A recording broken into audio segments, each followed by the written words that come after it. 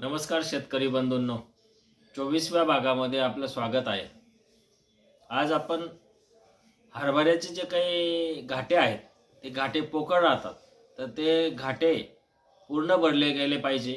दाणे टपोरे आणि वजनदार कसे येतील, याच्यासाठी आपण काय केलं पाहिजे, या संदर्भामध्ये माहिती जाणून घेऊ. शेतकरी बंधूंनो, आपण बघितलं तर आता बऱ्याचशा शेतकऱ्यांनी हरभऱ्याचा पेरा केलेला आहे आणि आता हरभरा साधारणपणे घाटे भरण्याच्या अवस्थेमध्ये आहे.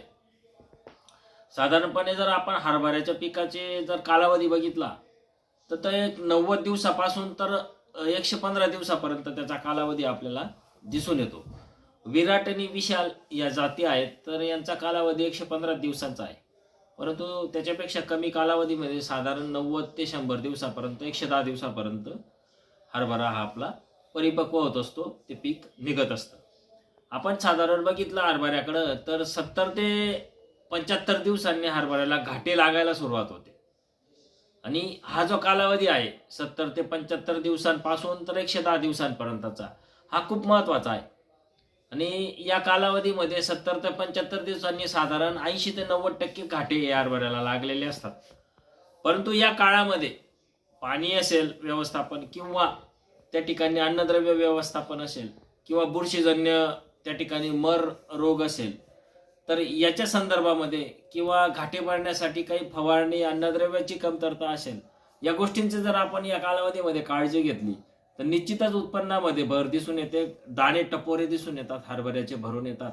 त्याला या उपाययोजना जर केल्या गेल्या तर या ठिकाणी जर आपण थोडक्यात बघितलं तर दाणे भरण्याची जी काही अवस्था आहे, घाटे लागण्याची अवस्था आहे, अशा वेळी अन्नद्रव्याची कमतरता पडणार नाही. तर याच्यासाठी हरभराला आपण या स्टेजमध्ये जर एक फवारणी घेतली, त्या फवारणीमध्ये जर आपण कीटकनाशकासोबत जर अन्नद्रव्य व्यवस्थापन बघितलं तर निश्चित याचा फायदा आपल्याला दिसून येईल. या पिरियडमध्ये आपण 13-0-45 जे आहे तर ते 100 ग्रॅम आणि बोरॉन 30 ग्रॅम हे एका कीटकनाशकासोबत जर आपण फवारणी केली तर निश्चितच याचा आपल्याला घाटे भरण्यासाठी उपयोग होतो. बोरॉनमुळे चकाकी येते, दाण्यांची वाढ होते. 13-0-45 मध्ये जर आपण पोटॅश त्या ठिकाणी 45 प्रमाण आहे पोटॅशचं, तर त्याची सुद्धा दाण्यांची साईज वाढून येते, पोकळ हरभरे राहत नाही. आणि अशा वेळी घाटेआळीचं जर आपल्याला त्या ठिकाणी कंट्रोल करायचं असेल त्या पिरियडमध्ये, काही ठिकाणी घाट्यांना पण ती आळी टोचा मारते आणि त्या ठिकाणी घाटे हे खराब होऊन जातात आणि त्या ठिकाणचा हरभरा जो असतो तो एकदम बारीक येतो. तर त्या ठिकाणी आपण ॲम्प्लिगो असेल किंवा कोराजन असेल यासारखे जे काही औषध असतं ते जर त्या ठिकाणी मिसळलं, आता ॲम्प्लिगो बघितलं तर त्याचं काहीतरी 8 ml आहे प्रमाण एका पंपाला, कोराजन वापरलं तर त्याचं 5 ml एका पंपाला प्रमाण आहे.